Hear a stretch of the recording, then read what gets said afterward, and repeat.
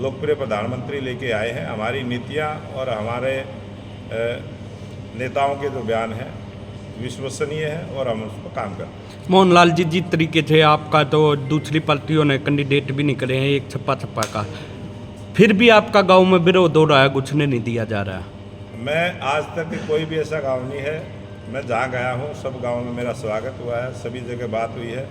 और जहाँ 2-3 जगह हुआ है वो कारण मेरा नहीं था, वो भी कारण दूसरों का था। उस कारण से उन लोगों ने अपनी बातें रखी और उसका समाधान किया है। आप सबने देखा है नारा गांव का, किसानों का पुराना मुद्दा था, वो कोई मेरा मुद्दा नहीं था। और वो गांव आए, नसीरपुर गांव में आए, छुपार में बैठ के मेरा पूरा भाषण भी सुना है, मेरी जय भी बोली है। किसान यूनियन थी और हमने कभी भी किसी भी यूनियन के खिलाफ हम बोलते नहीं। किसान यूनियन हो चाहे कर्मचारी यूनियन हो, कोई भी यूनियन है देश की, वो यूनियन अपने उस वर्ग की भलाई के लिए काम करती है। और उनकी हमने बात भी सुनी है, उसका समाधान भी निकाला और उसी टाइम उसी दिन किसानों का वो समाधान हुआ और बातचीत के रास्ते से सारे समाधान हुए। हम आगे भी करेंगे, पहले भी किए। सर, दुष्यंत चौटाला जो कह रहे हैं कि बीजेपी की 5 भी सीट नहीं आएंगी हरियाणा में। दुष्यंत चौटाला वो कुछ भी कह सकते हैं, स्वतंत्र हैं, ये देश आज़ाद है। और हरियाणा प्रदेश की जनता ने पहले भी 10 की 10 लोकसभा की सीटें भारतीय जनता पार्टी को देने का काम किया और इस चुनाव में 10 की 10 लोकसभा की सीटें भारतीय जनता पार्टी के पक्ष में। नैना चौटाला का एक बयान आया है, वो कह रहे हैं कि तो अभी सीएम नायब सैनिक बने हैं, तो उनके चेहरे पर लड़ा जा रहा है इलेक्शन या लगातार पूर्व मुख्यमंत्री अभी वही एहसास है कि वही सीएम?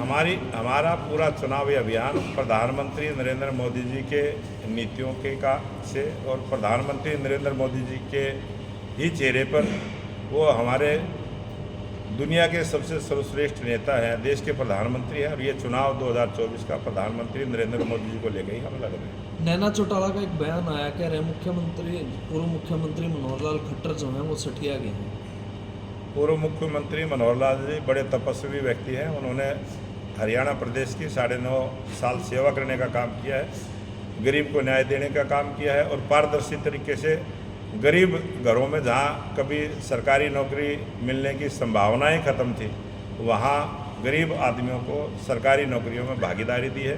बहुत बड़ी हिस्सेदारी गरीब आदमियों को 9.5 वर्षों के साल में मिली है और पूर्व मुख्यमंत्री मनोहर लाल जी की नीतियाँ अच्छे से लागू हुई हैं, सबको न्याय मिला है। एक तरफ आप नीतियों की बात करते हैं, एक तरफ देश के प्रधानमंत्री कहते हैं कि अगर कांग्रेस सरकार आई तो महिलाओं के मंगलसूत्र छीन लेगी। इतने बड़े देश का चुनाव मंगलसूत्र पे आके रुक गया है। ये जो विपक्ष की पार्टियों ने जिस प्रकार का अपने घोषणा पत्र में जो बातें कही हैं, आप कांग्रेस पार्टी का घोषणा पत्र पढ़ेंगे, उसमें जिस प्रकार की उन्होंने बातें कही हैं और उन्होंने जो बहुत गलत बातें कही हैं, हम अपने मुख से वो बातें कहना भी नहीं चाहते। और इसीलिए देश के प्रधानमंत्री नरेंद्र मोदी जी ने ये बात कही है कि कुछ परिवारों का धन छीन के कुछ दूसरे परिवारों को हम बांटने का काम करेंगे, इस प्रकार का उन्होंने घोषणा पत्र में कहा है। उस बात का लोकप्रिय प्रधानमंत्री नरेंद्र मोदी ने जवाब दिया है और बताने का प्रयास किया है कि किस प्रकार से भारतीय जनता पार्टी महिलाओं का सम्मान करती है, गरीब का सम्मान करती है, हर वर्ग का जो भारतीय जनता पार्टी सम्मान करती है। और हमने अपने प्रधानमंत्री नरेंद्र मोदी ने लाल किले से भी कहा है, देश की संसद में भी कहा है कि सरकारी खजाने पर पहला हक गरीब का है, कमज़ोर का है और सरकार की जिम्मेवारी है कि कमज़ोर की और गरीब की मदद करे। ये हमारा विचार है, ये हमारा सिद्धांत है। आपकी सरकार आने के बाद गरीब कितने और गरीब हुए? हमारी सरकार आने के बाद 26 करोड़ लोग इस गरीबी रेखा से बाहर हुए हैं और हमने जितनी भी योजनाएं चलाई हैं, गरीबी उत्थान की जो चलाई हैं, अभी प्रधानमंत्री विश्वकर्मा योजना जो हमने चलाई है, प्रशिक्षण देके 1 करोड़ लोगों को गरीबी रेखा से ऊपर उठाने का हमने एक रास्ता अपनाया है। और हमारा प्रयास है कि आने वाले 5 साल में हम और गरीब लोगों को गरीबी रेखा से ऊपर उठाएंगे और इस देश के अंदर गरीबी खत्म हो, इस प्रकार की योजनाएं हमने लागू की हैं और आगे भी करेंगे। सर, गोहाना में आप लोकल मुद्दों को बिल्कुल दरकिनार करके राष्ट्रीय मुद्दों का क्या ये चुनाव राष्ट्रीय मुद्दों को लेके है और प्रत्येक चुनाव में मुद्दे अलग होते हैं। और जब विधानसभा के चुनाव होंगे तो हरियाणा प्रदेश के मुद्दे होंगे, उस समय हरियाणा में हम कोई राजस्थान का मुद्दा लेके नहीं आएंगे। अभी 5 प्रांतों में चुनाव हुए, आप सबने उसका रिजल्ट देखा।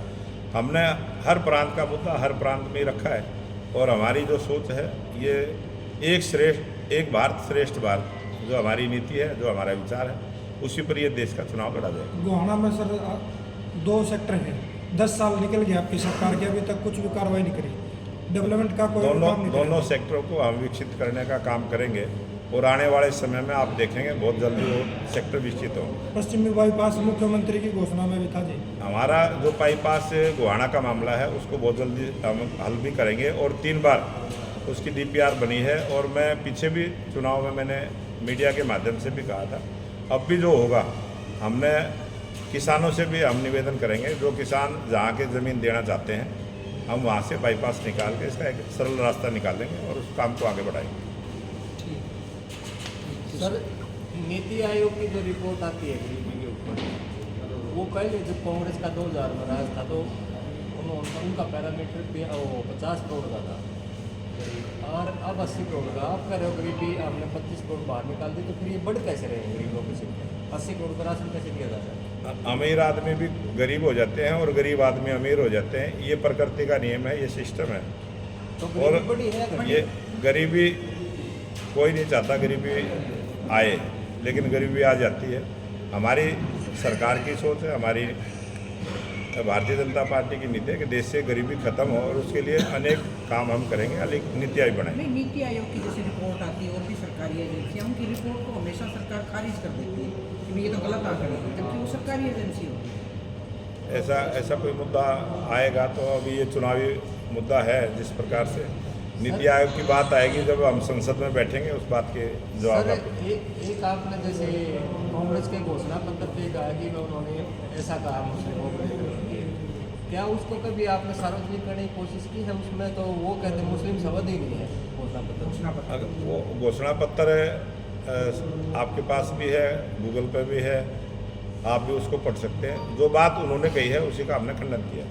पढ़ा है सर, पढ़ा है घोषणा पत्र, रोज अलग अलग आते हैं ऐसे, मुस्लिम लीग, मछली, मंगलसूत्र, घोषणा पत्र में ऐसी कोई चीज़ नहीं। और अगले दिन खड़गे जी उनसे मिले और उन्होंने इस चीज़ का बकायदा, और नेक्स्ट डे PM की भाषा बदल जाती है कि भाई हमने तो हज पे हमने सब्सिडी बढ़ाई है, आज कुछ है कल भाषा बदली, जब बहुत ज़्यादा बवाल मच गया देश में। हमने तो जब भी हज यात्रा हुई है उसकी हमने हज यात्रा का बढ़ाया है, वो तो स्पष्ट है, सबके सामने है। फिर इतनी नफरत क्यों?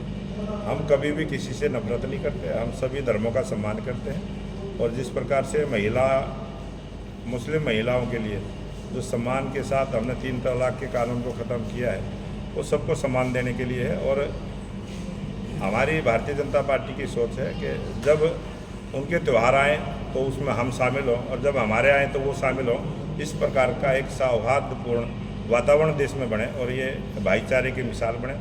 और भारत दुनिया का एक ऐसा देश है जो सभी धर्मों को सम्मान देता है और भारतीय जनता पार्टी की वही सोच। आपका विजन क्या रहेगा सर? लोकसभा में क्या करवाने की प्राथमिकता रहेगी? लोकसभा के अंदर बहुत सारे काम हैं और जो विकास के काम हैं, जो न्याय देने के काम हैं, सबको सम्मान देने के काम हैं, वो हम पूरे करेंगे।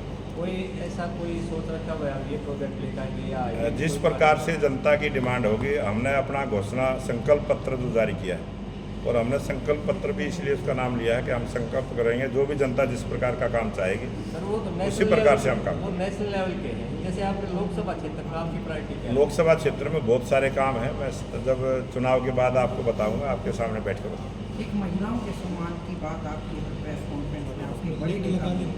मणिपुर में जो हुआ, 2 महीने तक मणिपुर चलता रहा, जो महिलाओं के साथ हुआ, उस पर भारतीय जनता पार्टी के अगर बड़े नेता की बात करें, देश के प्रधानमंत्री, मैंने तो कोई कमेंट सुना। बहुत सारे काम हमारी सरकार ने किए हैं, वहाँ मंत्रियों को भेजा है और जिस प्रकार की वो मूवमेंट थी वो सब आप एक ऐसे चैनल के संवाददाता हैं कि एक विश्वसनीय और आपके चैनलों के माध्यम से भी बहुत सारी चीज़ें आई हैं।